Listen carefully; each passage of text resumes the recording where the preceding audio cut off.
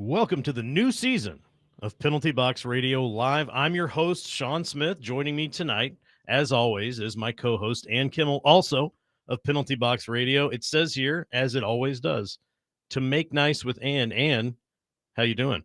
I'm doing great. I love that we're kicking off the season making nice. You've got to make nice. Yeah. Well, let's see how we're doing in April, but check it's back October. in after the first 6 games. And Yeah. see how things are, right? We're making nice. How are you doing? I'm good. I'm excited about this new season of Penalty Box Radio Live, Yes. man. It's an exciting time. This is season 3 for us with the I guess we'd call the new ownership at Penalty Box Radio. I'm really excited to be back on 102.5 The Game. It's really been enjoyable just to come on and talk about hockey. I think it's something I look forward to every week. I hope people listening look forward to it as well. I think it's good to hear people talk about hockey. There's a lot to talk about. There's a lot to talk in Nashville about when it comes to hockey. I love it. We've been planning the show for weeks. I mean, we really have just a show packed full of Preds things to discuss. We could probably go for 3 hours, but we only get one. So we're just going to use that hour the best we can. I do want to talk about a few things to anyone out there listening or watching, just a little bit about Penalty Box Radio. You may have noticed, or maybe you haven't noticed. First off, Penalty Box Radio is also a website where we write about the Nashville Predators. We write about the Milwaukee Admirals, Preds prospects, and we also want to talk about college hockey as well as soon as the TSU team gets to start, which we've learned will be next season and not this season, which we might get into in a later show. It's a brand new website. The old site was very old. It was held together with duct tape, a bootlace, fruit stripe gum, and a dream. Yes. And it was falling apart. Could not be salvaged. It finally got to the point where I couldn't even log in anymore. And I said, we've got to do something. And so what I did, and I'm going to explain this here. There's a giant article on penaltyboxradio.com about this. But just to say, we moved to Substack. Now, a lot of people hear Substack and they think, oh, I've got to pay for a subscription. No, Penalty Box Radio is free.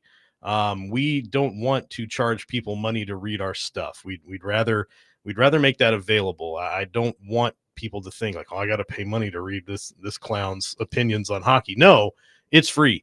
When you see subscription on the Substack, what you're really doing is you're signing up for free to receive an email from Penalty Box Radio Substack every time we publish an article. Now, if you're thinking I don't want an email every time, that's fine. It's not going to hurt my feelings. It doesn't really benefit us in any way to have you subscribed or not subscribed. It's nice. It means you're interested. That helps us know who's reading. But at the same time, we'll be posting everything on social media. And you can still go to www.penaltyboxradio.com and get all the articles just the same. Everything's archived on there in these nice little categories. Nice, clean interface, easy to use. Very excited about it. I do want to say, Ann, and I feel like you're just sitting there in silence, and I hate that, but I'm going to get through this. I'm containing my excitement about the website. There's so much to talk about. It's so great. There's so much to talk about. I want to say this. We do this season so far. We already have some great sponsors on board, but we do have room for both advertising packages on the radio as well as website only packages. If you're interested, if you're thinking, the people that listen to your show and read your stuff, probably my customers, people I'd like to reach, then you can just reach out to me over on, I call it Twitter still. It's just who we are. X, formerly known as Twitter, whatever. Do you send an X now or do you send a tweet? I don't know. It doesn't matter. You know where I'm talking about. Go to that place and we're just at Penalty Box Radio there, or you can send me an email. That's penaltyboxradio@gmail.com. Enough of that. Let's get started. As always, we're going to start off with our puck drop question. And let's start things off with this one. What has been the biggest surprise so far in training camp for you? Wow, training camp has actually been full of surprises, I think. Okay. A lot of good things to talk about training camp, but as a former theater major, I'm going for the drama right out of the gate, That's friends. fine. Go for the drama. I think the biggest storyline right now is who is not at training camp. And friends, that is Luke Evangelista. Oh. Pretty boy Vincenzo is not at training camp. Pretty boy Vincenzo. Yeah, that is a big surprise. Yes. Did not think we'd be talking about that on October 1st, friend. No, I didn't either. I didn't see this coming, and I know that's something we'll probably get into a lot Yes. deeper a little bit later. I want to tell you what my biggest surprise is, and it's a little bit different Hmm. take. It's not about who's there, who's not there. It's about who showed up. Interesting. Because here's why I say that. What I've noticed in the past at training camps, rookie camps, everything is you have all the NHL guys who have been on the roster for years. You have guys that are new to the team that they're going to, like, no one questioned whether or not Jonathan Marchessault would be on the Preds last season. Right. He's not going to the AHL. That's not going to happen. So you have guys that you know are going to be there no matter what, right? You also have a lot of guys who are prospects that are more highly touted prospects, right? Hmm. Your first round draft picks, your second round draft picks, or guys that maybe are a couple of years old as far as the draft goes, but have been really shining in their respective junior teams or something that you're like, I'm ready to see this guy shine at training camp. But you also have a lot of guys on professional tryout contracts and things like that, where they're coming in and they're trying to make a team. Maybe not the Predators, but they want to make a good enough impression that maybe they can earn a contract at the AHL level or at some other pro level where they can continue their dream of playing professional hockey, right? Right. And what I always feel like happens every year at training camp is there's some PTO guy that shows out, Hmm. some undrafted guy that's just there. It's been an invite only. You've seen that happen a lot. For some reason, names are failing me. Tanner Jeannot was one, and he's Yes. undrafted at every level, junior level, AHL level, NHL level. Just a guy who fought for his roster spot, and he showed up and showed out at camp and earned a roster spot and moved his way up really quickly. It was great. It was a great story. Yeah. But who never seems to show up are the guys that you expect to show up. But this year they did. It was all of your number one or your first round draft picks, the guys that you're like, hey, I'm really excited about Brady Martin. Oh, I'm really excited about Matthew Wood. Those guys look great. Yes.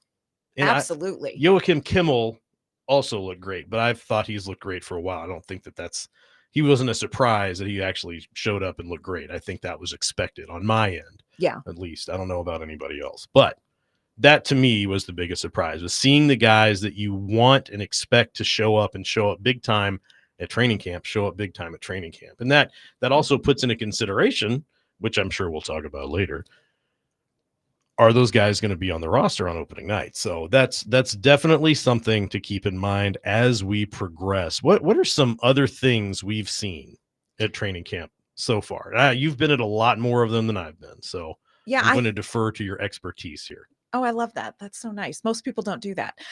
Here's what I will say, and just piggybacking off of what you're talking about is the players who have shown up. And I do want to say one of the things that I've loved about training camp, and this is maybe a little bit nebulous and hard to quantify statistically, is that coming off of the season that the Predators did, you come into training camp, and of course, everybody wants a fresh start and a new feeling and good Right. vibes. And Correct. you're not sure how that's going to happen. And I think these players, you're talking about the Matthew Woods, you're talking about the Brady Martins, you're talking about the Joachim Kimmels, you're talking about the Reed Schaefers, have come in and they have really built a lot of excitement for the fans there watching it. I think that they have built a lot of excitement for the franchise as well. And that's certainly not to say that the veterans have come in and looked sloppy. I mean, Philip Forsberg is Forsberging. Always. I mean, today in practice, I don't know that he even broke a sweat. Some of the goals that he scores, he's doing his thing. You know, you're seeing the veterans perform well. You are seeing a very healthy Roman Josi out there in practice competing well. You're seeing some of these veteran lines come together, which is very exciting. But I love that to help turn the page from last season, these young guys are coming in, and there is an opportunity here for them. Big time. You may not like the circumstances under which the opportunity has presented itself. No. But there is an opportunity here for them, and they have really added to the excitement and to the looking forward. And that is what this team and the fan base is ready to do. That's what you need. Again, I just want to reiterate, after last season, very disappointing season for everyone. Yes. No one looks back on that season and goes, that was okay. It was not super fun. Now what I like is, I put an article out at penaltyboxradio.com the other day about Eric Haula returning to the team. Yes. And what's funny is his experience last season, very similar to the Preds. And so he's coming into the locker room of guys who don't want a repeat of last season. And it's like, well, you weren't even here last season. Yeah, I don't want a repeat of last season for me either. So you've got guys who want to perform, you've got excitement building, and they need excitement building because the end of that season was a slog that even for someone who loves talking about hockey on the radio, it was hard to talk about hockey on the radio. Yeah, it was a tough go. I will tell you something else I'm super excited about. You mentioned Eric Holla. It's been really interesting talking with him and watching him in training camp. Some really interesting opportunities here for Holla. But he was talking about being back in Nashville. He spent a little bit of time in 2020 in Correct. Nashville. I am thrilled that Eric Holla gets a fresh chance in Nashville to give this a whirl because he was here during the COVID Yep. season. That was it. And he talked about, he said, well, everybody has a COVID story.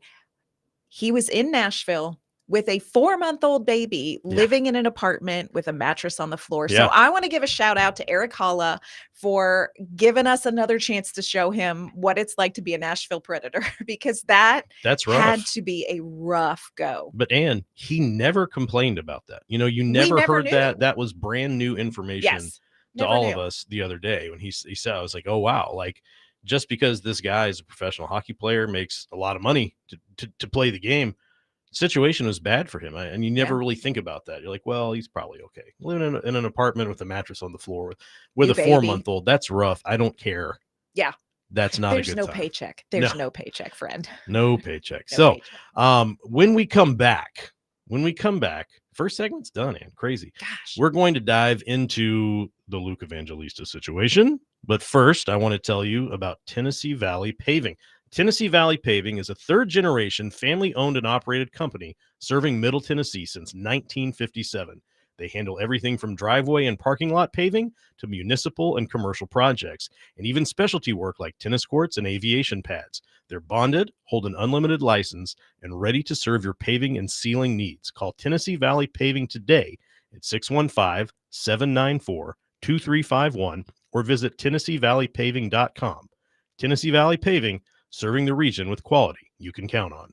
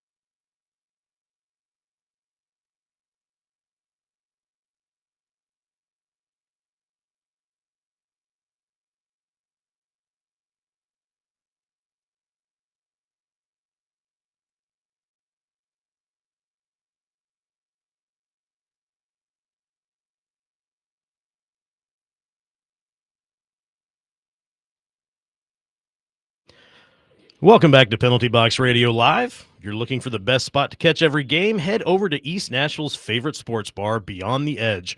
With over 30 TVs and 25 beers on tap, you'll never miss a moment. They've got you covered for lunch, dinner, and late night, serving food all the way until 2 a.m. Plus, enjoy happy hour every weekday from 2 to 6, and don't miss 2-for-1 Sundays. That's Beyond the Edge, 112 South 11th Street in East Nashville, your home for every game. And we are back, and we're just going to get right into it. We need to have a conversation about Luke. Okay. I'm not happy about it, but we do need to talk about well, it. let's break down, like, what is the situation. Like, Luke Evangelista is a restricted free agent. Correct. That means the Nashville Predators are the only team that he can talk business with. He's not under contract with the Nashville Predators, but they own his rights, meaning that if he's going to play for a team, it's going to be the Predators unless they decide to do something with his rights. One of those things is that when they go to sign a contract, he can't talk to anybody else, but he also doesn't have to agree to the contract. So what's happening, Ann? Yeah, funny you mentioned that. Yeah, let me just preface all of this by saying I will take things I never thought we'd be discussing on this show for 800 Alex, because this is really a surprising turn of events. Surprising for me as well. Yeah. So Luke Evangelista, like you mentioned, RFA, he has been negotiating with the franchise's agent. Let me be clear. Let's be clear. His agent has been negotiating with Barry Trotz, the front office, about getting a contract done. Correct. Over the course of the late summer, everybody was like, hey, you know what we haven't talked about, what we haven't heard, a deal for Luke, which was something that we felt like was probably going to get done very early. It was going to be a little blurb on the Penalty Box Radio new website, and we were all going to move on. Where we are now, negotiations have stalled to the last of the information that we have gotten publicly. Negotiations kind of at a bit of a standstill. Term generally agreed to be a 2-year contract. Okay. The hitch in the giddy up appears to be money. Okay. So we're fine with 2 years. Yeah. Both parties, the Nashville Predators and Luke Evangelista and his agent, are fine with 2 years. 2 years is a good look. 2 years. Great bridge deal. If it works out, you keep it going. If it doesn't work out, you're only committed to 2 years. Maybe you trade if you need a dump, right? But the money's the issue. So what you're telling me, let's just be clear here, is that the Predators are offering a certain amount, and the agent is saying we want more. Yes. Okay. According to Elliot Friedman, reported this earlier in the week on his 32 Thoughts podcast from Tuesday, said that he believes that the Predators have a number in mind, and that number is not a number that they really want to move from. Okay. And that, according to Elliot Friedman, may be where they are stuck. The number is clearly, the money is where they're stuck, but that Nashville really not necessarily willing to move. One of the comparable contracts that people have brought up with Luke Evangelista is Jack Quinn, who plays for the Buffalo Sabres. Jack Quinn, same age, career NHL games played, goals scored, points, all within a very, very similar ballpark. Okay. His hair is not as great, but otherwise we're looking at two very comparable players. And Jack Quinn just signed a 2-year deal for $3.375 million. So the thought is generally in the NHL is that is maybe the ballpark from which Evangelista's agent is coming from. Look, here's a comparable. A couple other RFAs have signed recently. Mason McTavish, now his was a much longer deal. Same with Luke Hughes, who signed this morning, much longer deal. So we're not looking at bridge deals. Correct. So this is a really interesting standoff for me. I'm not sure how the parties got here. No. In October. No. And I'm not real sure how they move on from here. If one party says, I'm not willing to move, and the other one says, but here is a comparable value that we feel strongly about. Right. There are arguments for both sides of this. So when you look at where we're at with this, what are your thoughts on this situation between Evangelista and the franchise? So it's interesting to me because what you've got to think about here, and here's what we're talking about on a hockey show. We're talking about feelings. They're like farts. Can't always trust them. Okay, that's not where I thought we were going, but I'll agree.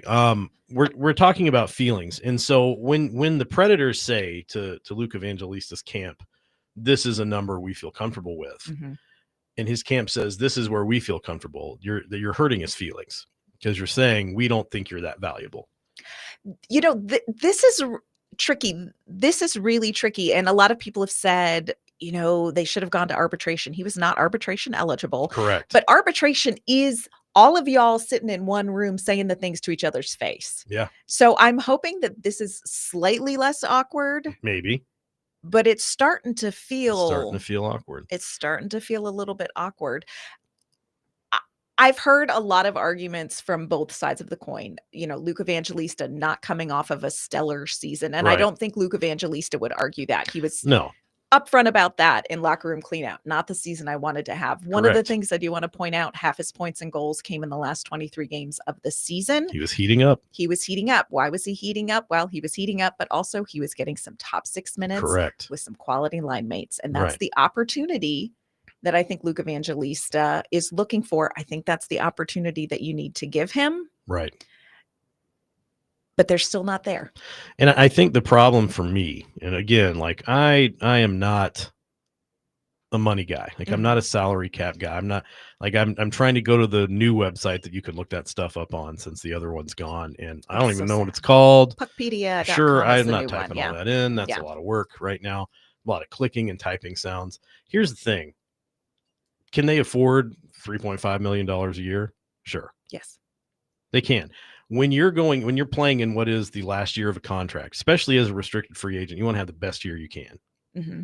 And in lieu of having the best year you can, you at least want to be heating up at the end because you're showing like, hey, when I play on the top 6 minutes with quality line mates, this is what I'm able to do. And it probably feels like they're saying, well, we're going to evaluate you on your overall performance as opposed to the last few games of the season. And that's probably where the hitch is as you said, in the giddy up. And yes, correct. So I think that's where you're running into a problem. My problem is Sean's problem is that just give him like $3 million a year. Yeah. Just come up a little. And maybe I'm way off. Maybe that's what they're offering. He's like, no, I want 5. We don't know. Yeah, I if he's asking for 5, that's going to be a hard pass with a side of hell no, and respectfully given.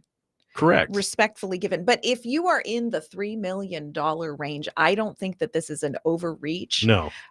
Here's the other thing I will say, and this may come off as sounding tacky, and I certainly don't want to be tacky when we're discussing money, but you ain't broke. No. And here's the other thing too.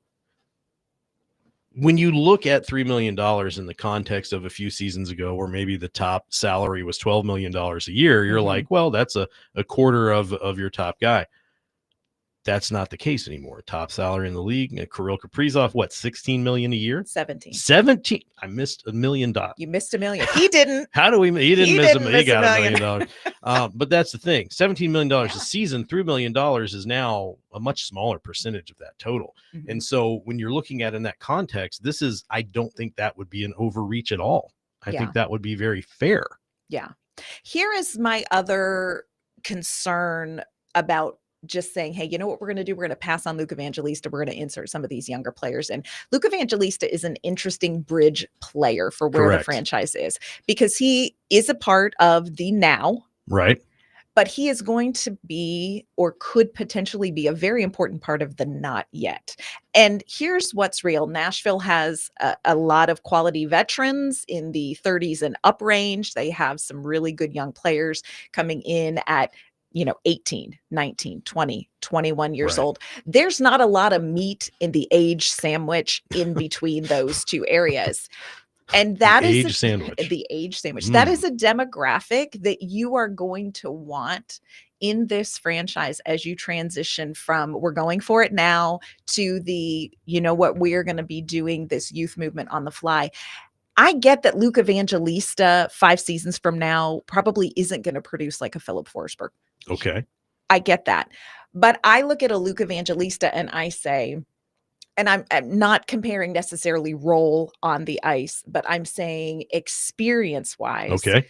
you're looking at a Colton Sissons. You're Okay. looking at somebody who has grown up in the In franchise in the culture system. with the Ryan O'Reillys, Right. with the Steven Stamkoses, Correct. with the Roman Yossis, who is going to be the demographic of Right. leadership when you bring in these other kids. And so I feel like there is an off ice long term element to Luke Evangelista Right. that you have to weigh in this as well. Absolutely. And I think the situation too, you know, how deep are they willing to go? They've got till December 1st to Mhm. get something done. If there's no deal by December 1st, Evangelista is ineligible for the rest of the season. Correct. And then we won't even get into what happens after that. But it's a standoff. Yeah. Evangelista's gone home. He's not in Nashville. They're not actively engaging in negotiations face to face anymore, which means they're not able to talk to each other and say the things they feel Be or careful mean. talking about your feelings, Careful friends. talking about your feelings, friends. So, Yeah. um, when we come back, from break, we're going to talk about what we've seen at training camp and the preseason games and all that good stuff. But first, if you're looking for more than just a haircut, check out Timber and Blade. At Timber and Blade, you'll find a place to recharge and walk out looking your best. Maddie and Becca, a husband and wife team with over 20 years of experience, have created a space that's masculine, warm, and rooted right here in Tennessee. They use clean products they trust on their own family, and every cut is crafted with care. Slow down, connect, and leave grounded in who you are. Timber and Blade, rooted in craft, grounded in care. Book online at timberandbladetn.glossgenius.com or visit 1731 Mallory Lane, Suite 100 in Cool Springs.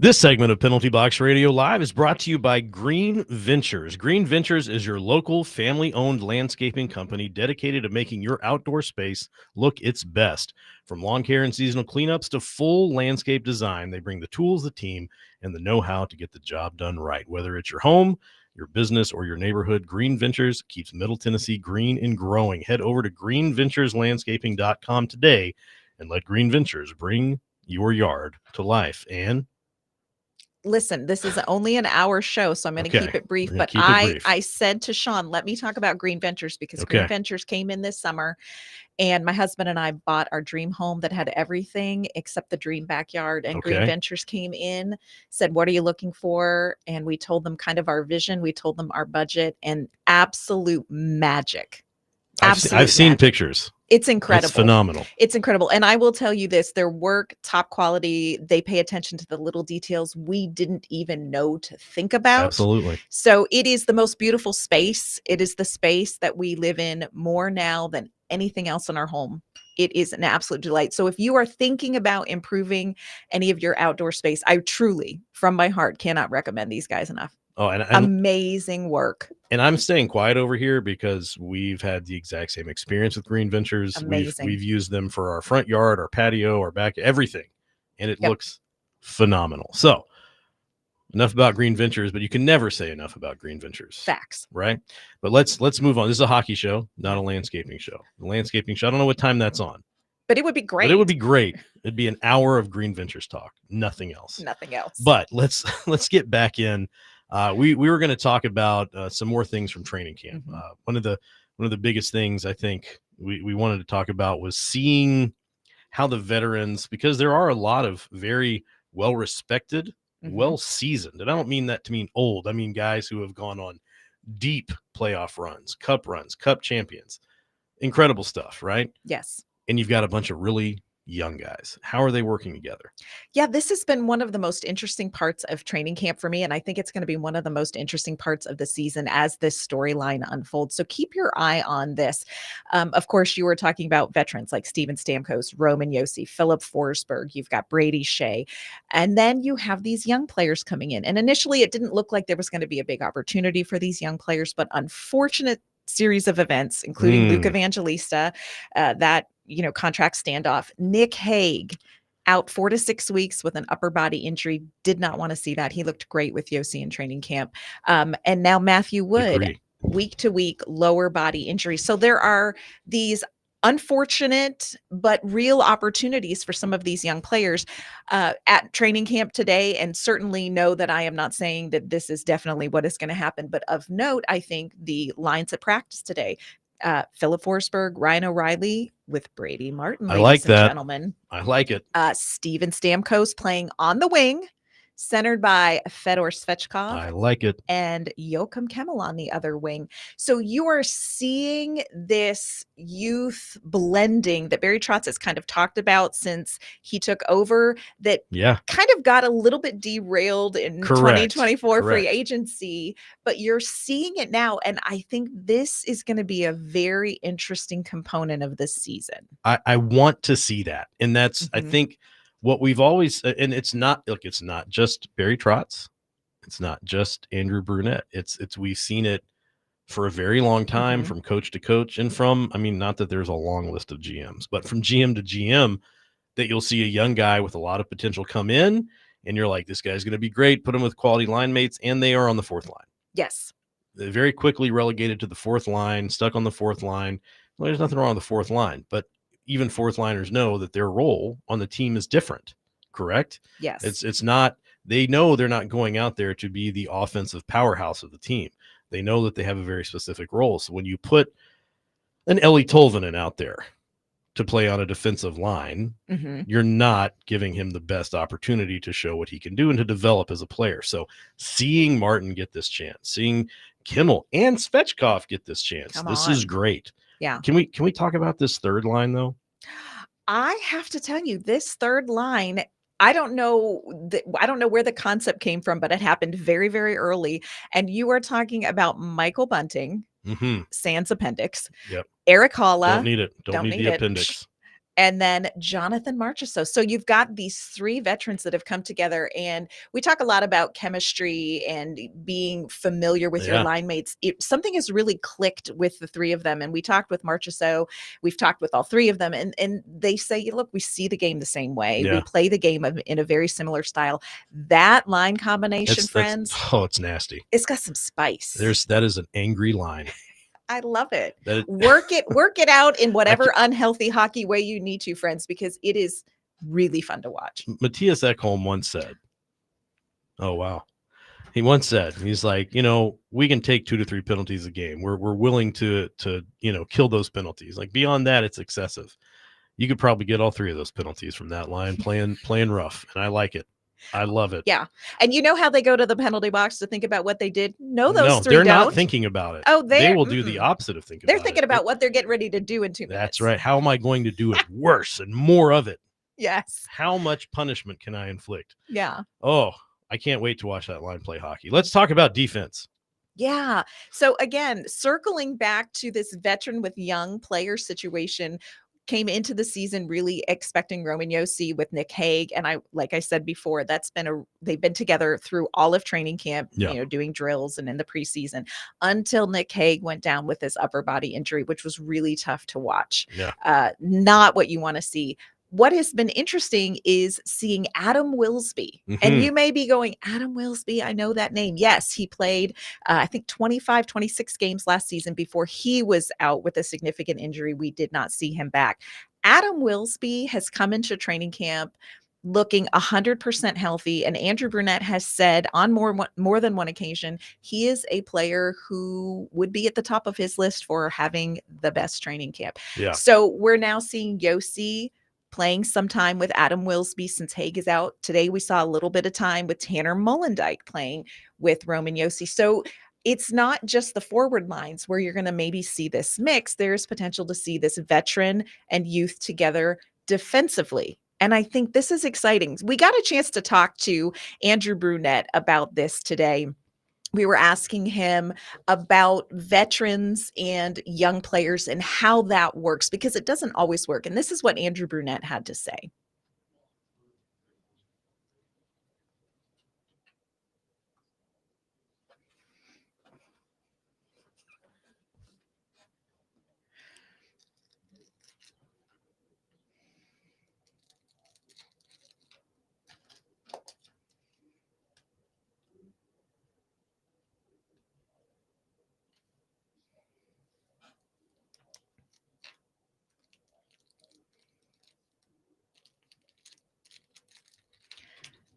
Yeah, I thought that was very insightful from Andrew Brunette. The other thing that I love that he talked about Philip Forsberg, who in preseason games has been playing with Matthew Wood until he was injured, and Brady Martin.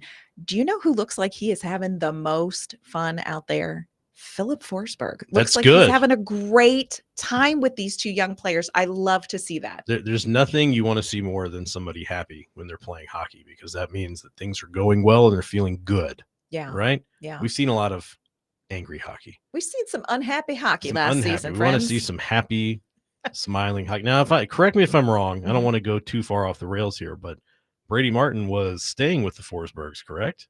Brady Martin did stay with the Forsbergs. I thought this was great. He came in town a little bit early before rookie camp kicked off and stayed with Philip Forsberg and his wife, Erin, and of course, the most important Forsberg of all, Felix Forsberg. Yes. Yeah, he did. Now, here's what we do know. Felix Forsberg was not babysat by Brady Martin, which I think Brady Martin really is an exceptional young man. He's made such a great impression. Also, not so much with my toddler grandson with an 18-year-old babysitter. So no. Don't trust it. Don't want it. I think Brady Martin's a great kid, but let's just not risk it. Okay, that's fair. That's fair. Yeah. Sorry. Got off the rails a little bit. What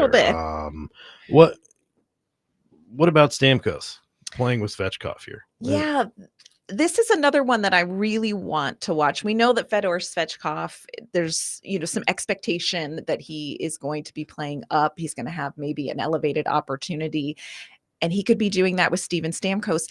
This is something I really want to watch closely because, like I said, Stamkos today, and Okay. again, not speaking anything over what happens a week from today, Correct. but today, Stamkos was centered by Svechkov and Joachim Kemmel was on the other wing. And so you have Stamkos with these two young players.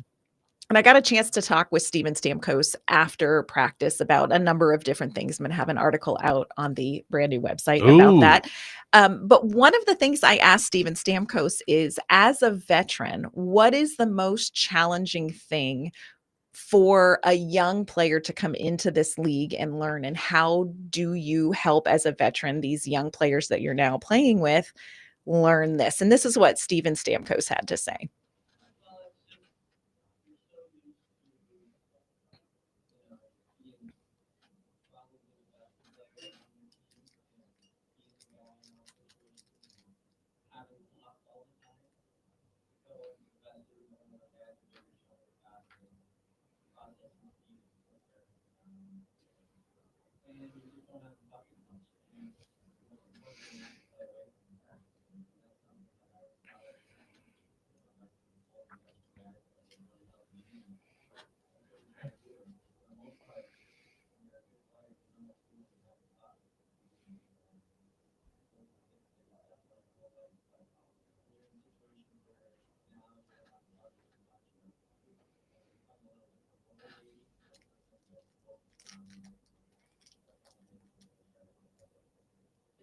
Sounds like something Mark Borowiecki said when we had him on the show last season. You're Yes. used to being the best guy on the ice at Yes. the junior level. At almost every level that you've played, you've been the best guy on the ice. You've had the puck more than anybody else. And now you're not. Yeah. And how do you deal with that? The fact that Stamkos has that awareness, had that awareness from a young age, and was taught that by a veteran tells me that these young guys are in good hands. Yes. Now we can talk more about that when we get back. We're going to reach into the mailbag too. Very exciting. But before we go, I want to tell you that Boston Commons is where New England meets Nashville, and we invite you to enjoy seafood, pub fare, and Southern flair in East Nashville. Favorites like lobster rolls, fish and chips, and clam chowder are all on the menu. With the full NFL package, you won't miss a single moment of football action all season long. Reservations are recommended, especially on game days. So ship up to Boston Commons in East Nashville at 1008 Woodland Street. Boston Commons, where New England meets Nashville.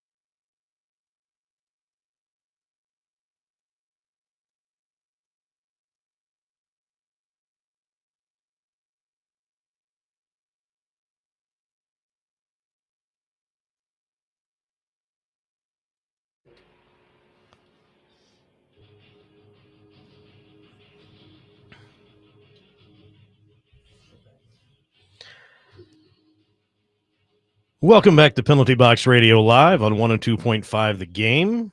Tennessee Valley Paving has been family owned and operated since 1957, now in its third generation of family ownership. From residential driveways to commercial lots, municipal road work, and specialty paving like tennis courts and aviation pads, they do it all. Plus, they offer sealing to protect your investment. Need paving you can trust? Call 615 794 2351 or visit TennesseeValleyPaving.com. Tennessee Valley Paving, trusted locally, built to last. We're back, and We are back. Last segment already. last segment. I where's the time? Like I said, there's so much. We've weeks. We've been planning the show. We've spent I've been up late every night, Working. hunched over the computer. No, nothing but the LED backlight, just lighting my pale face, which hasn't seen the sun because I've been working on the show. We're And not it's gonna. gone in a flash. It's here and it's almost gone. So we're gonna make the most of the time we have, and I'm very excited to do so. Let's pick up with what we left off with. That was that great quote from Steven Stamkos. And you said you had something else you wanted to mention about that. I think this is going to be really interesting. One of the things I'm most interested to watch as the season unfolds is this mix of veterans and young players. And again, I want to emphasize what we saw today in camp certainly is no guarantee that these are going to be the lines that we see Of a week course, from now. A of lot can course. happen. But I do think there is a situation where you are going to see this mix because of injuries, etc. And as a team and as veterans coming off of last season, I think there is something, and I'm going to quote Star Wars here to wow you. There is the potential for a symbiotic relationship between these veterans and the young players, because we talked about, look, these young players are going to learn from somebody like a Steven Stamkos, Correct. a Philip Forsberg, a Roman Josi. They have the opportunity to learn what it is to be an NHL player and what it is to be on the ice without the puck and what is important and what makes you excel at this league. The flip side of that is almost as important, but I don't know that people are going to talk about it as much. And I think it is so beneficial for these veterans who are coming off of a very frustrating season and who are looking to turn the page. I think that there is something to be said about the energy, the enthusiasm of these young players playing with these veterans. And I'm so curious to see how these combinations, if that is what materializes on October 9th, what that does for both parties. It's very obvious that the young players are going to benefit Sure. from this. And we know that the veterans all need and want a bounce back season, but Absolutely. there may be an opportunity for this to bring kind of some fresh air and fresh life to the ice with some of these veterans who, of course, are professionals and know how to prepare for a new season. But Obviously. there may be a benefit for both parties in this. I think it's going to be a really interesting thing to watch for, young players and veterans alike. I'm excited. I really am too. I want them, as Barry Trotz said, we've proven people wrong for 2 years in a row, right? Yeah. We've defied expectations. Oh yes, yes, So they did. I'm excited to see that they can do it again this year, because many people predicting the Predators to have a dismal, terrible season. Yeah. And I'd like to see them prove that opinion wrong. Yeah. It'll make for a much better season. It would be a Correct? lot of So fun. we want that. A lot of fun.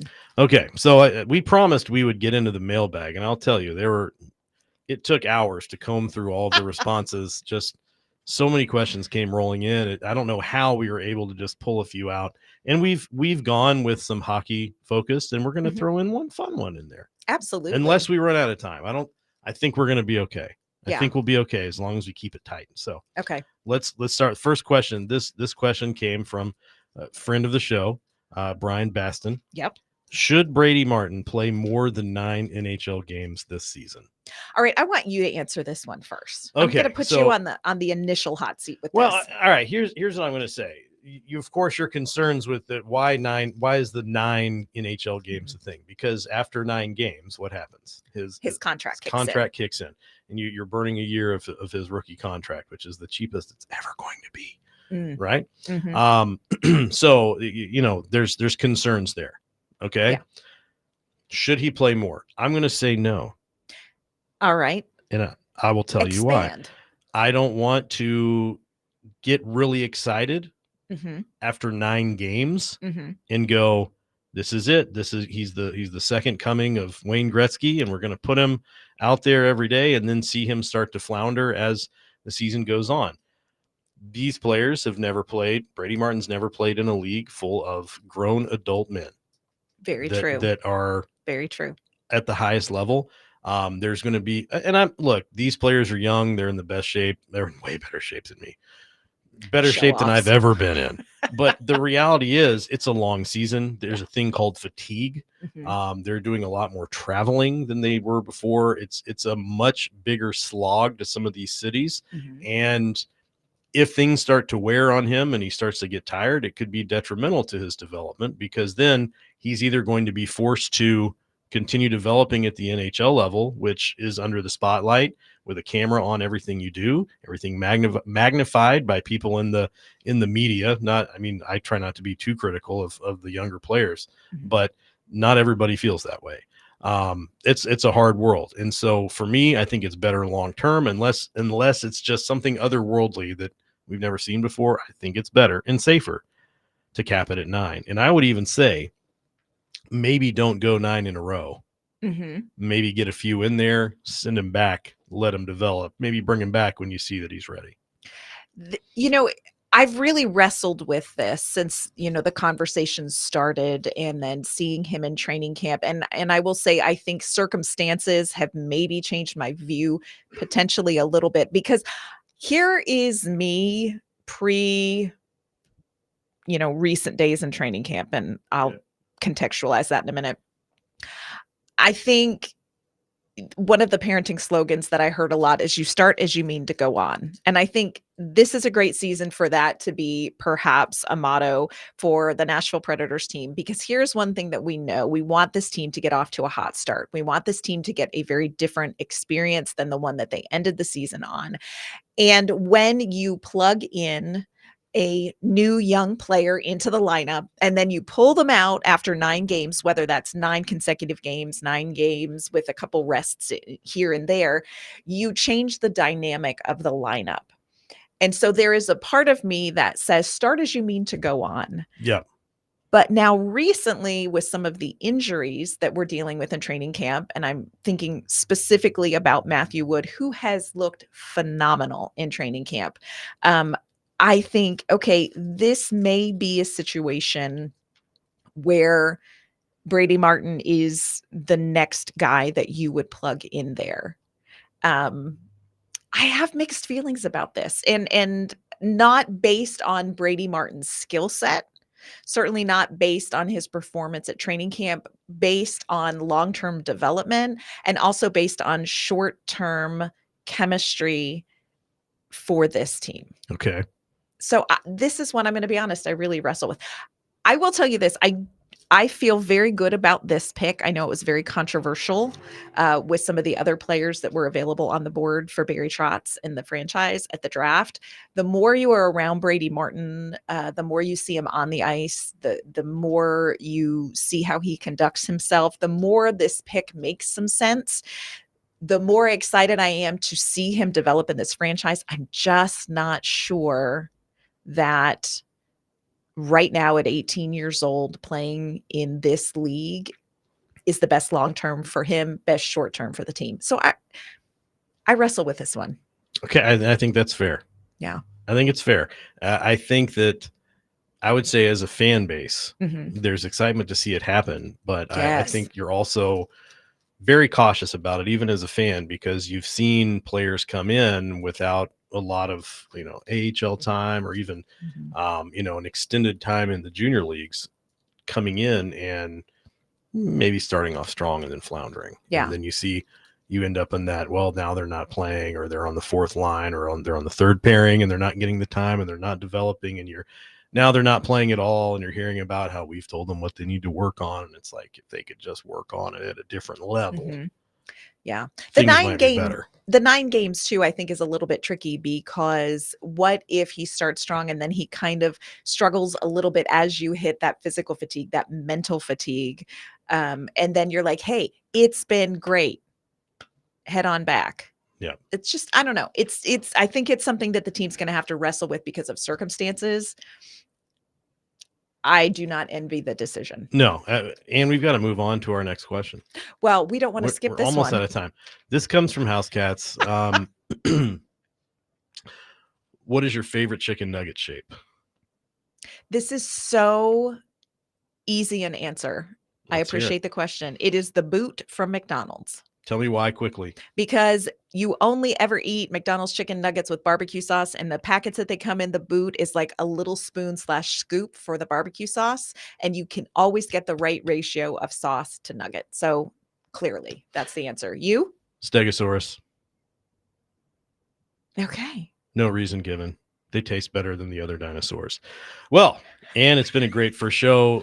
Thanks for joining me, everybody. Thanks for listening to Penalty Box Radio Live, presented by Tennessee Valley Paving, Beyond the Edge, East Nashville, Boston Commons, Green Ventures Landscaping, and Timber and Blade. We will see you all fine folks again next week.